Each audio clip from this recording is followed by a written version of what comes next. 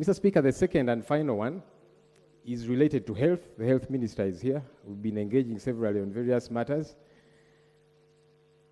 I know that in 2023, I believe it was May, when the World Health Organization declared that COVID-19 is no longer an emergency disaster, as it were.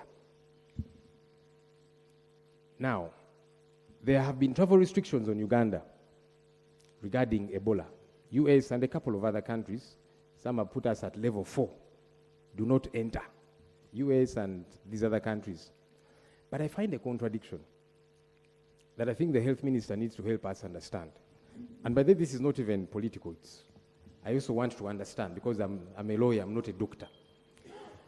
I saw, and it happens, each time our colleagues from the NRM are to have a caucus meeting with the party chairman, they are required to do COVID tests. And of course, this information goes out there as well. Now, what confuses people is, wait a minute, I thought COVID is no longer an issue.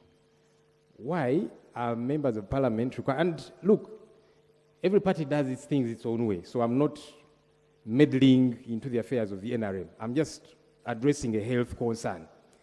So it becomes alarmist to the public and other countries that these Ugandan leaders, each time they're meeting, they have to do COVID tests. So that means COVID is still a serious challenge in Uganda. And in a way, we seem to justify the countries that impose travel restrictions on Uganda. Because I've seen the Ministry of Foreign Affairs and others, they are struggling with these countries and saying, look, Ebola is not a health crisis in Uganda. Don't impose those health travel restrictions on us. But as one government entity or ministry is fighting to try and clean that up, then there is this contradiction that COVID tests have got to be done mandatorily. So we seem to be sending an image that we still have a health challenge here. And now those people get to be vindicated to say, yeah, no wonder we are restricting travel in Uganda. There are these health concerns. So I am bothered as a non-medic. Is COVID still such a serious issue? What message are we sending to these countries, which we are telling, please don't restrict travel in Uganda, and it's not as bad, but then we are doing this. It's confusing. I think it needs to be clarified. I thank you, Mr. Speaker. The Attorney General, as you respond to this, at what point do you put the sieve for professional regulatory body? Somebody has finished everything. They're supposed to join the labor market. You delay their enrollment. Don't you have capacity, or you're just malicious? Or both?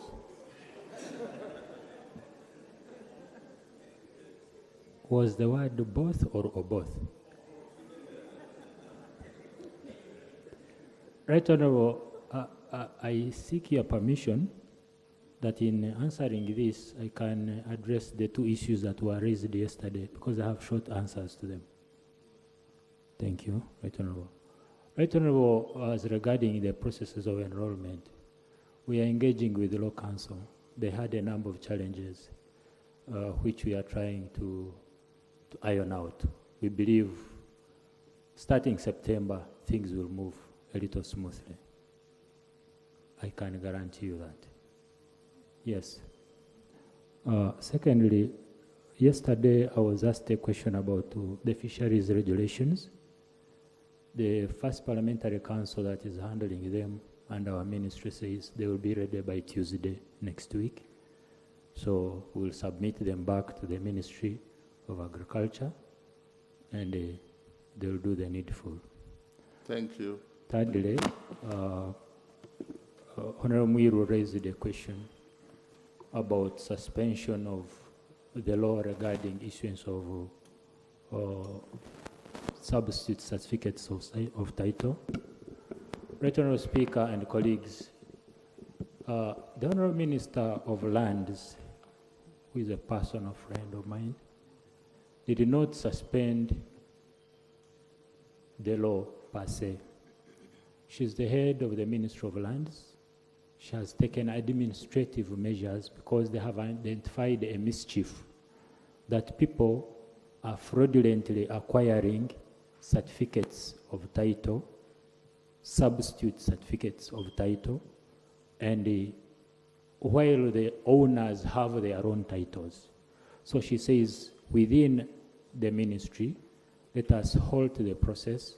We do thorough investigations. She has constituted a team to investigate the matter and agree or advise a way forward. If we need to amend the law, we will come back to Parliament. Thank you very much. Perfect. Minister of Health, Honorable Joel SSENYONYI would like to attend the NRM caucus, but he fears COVID tests. So, is there still...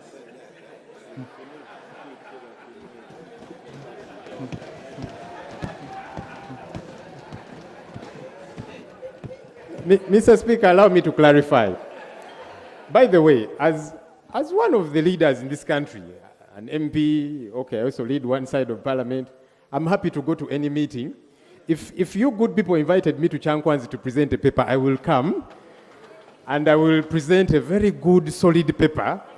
I hope you will follow what I'll have presented. But anyhow. Thank you. Yes, you've clarified. Honorable Bariomusi. The ghetto kids don't leave yet. Yes. Whoever is evicting them is malicious. Yes. The ghetto kids, as we welcome them to Parliament, they should remain to listen to the Minister of Health.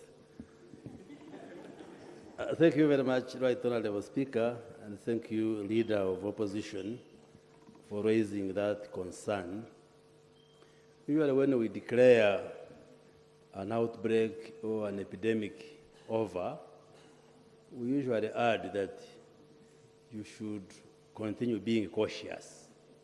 You play caution because there can be a possibility of that outbreak coming again. Like when we declared the end of the Ebola outbreak, I did caution that we remain on the lookout because there is still a risk.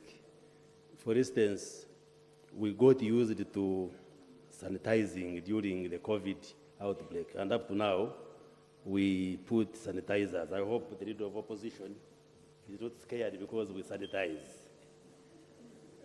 We sanitize. That's why there is one here and one there. So that should not be a big problem. True, if you are to meet the President, go to State House, there is a requirement for a COVID test. And the COVID tests are done largely in Molago. The positivity rates currently for COVID are 0.001%.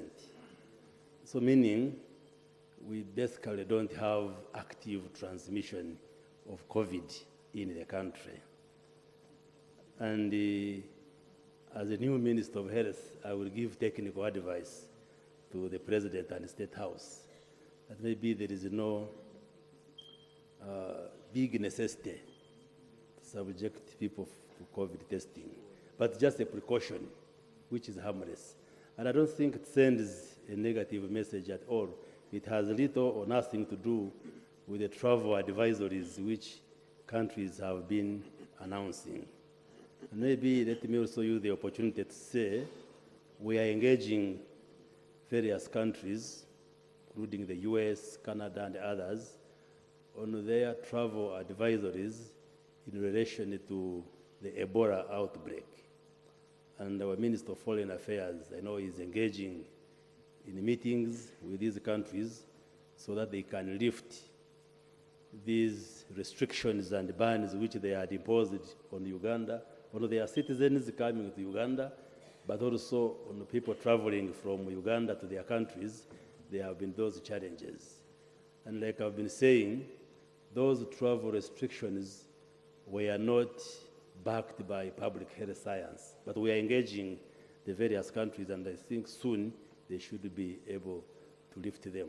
So in a direct answer to your question, yes, there are these COVID tests, but the tests are harmless, but we shall advise the State House that from a public health standpoint, there is no strong justification to carry out a COVID test now because we don't have an outbreak or an epidemic of COVID. The positivity rates are very low, so we don't have active transmission of that disease in the country. But the next caucus, don't fear attending the caucus.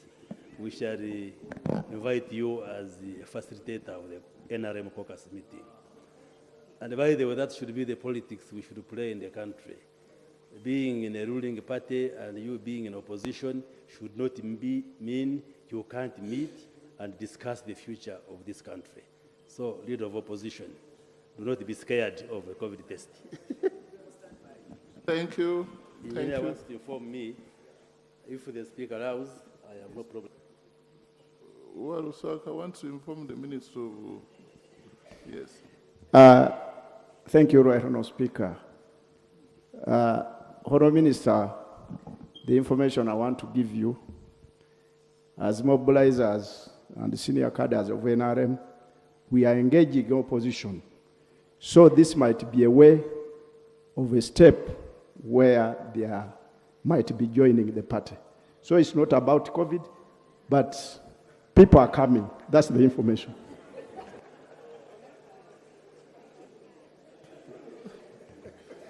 So thank you very much for the information. Yes, true. The NRM actually is an umbrella which accommodates people of different shades of opinion. So whoever is coming is welcome. Okay. Now it will be back Mr. and Speaker, forth. let me first use the sanitizer here, as advised by the Minister for Health, who is a very senior doctor. Mr. Speaker, I do appreciate the two ministers, the Deputy Attorney General's response. He says beginning September, we are going to see improvement in enrollment to the law council. We hope that happens so that these young people that have studied get to quickly join the market. The Minister for Health has told us he will advise. It's not a big deal because we were getting scares. So some colleagues on this side were beginning to say, now, shouldn't we approach the Speaker to say, if these our colleagues have got to have tests before they go for their meeting the other side, maybe they should have tests before they come for Parliament. Are we safe? It was a concern, but I'm glad that you have cleared that and you'll give the advice. Now we are at peace. But on a light note, if you're sending people to approach some of us to join you, please don't send people like Honorable Waliswaka. Send more serious people. I thank you.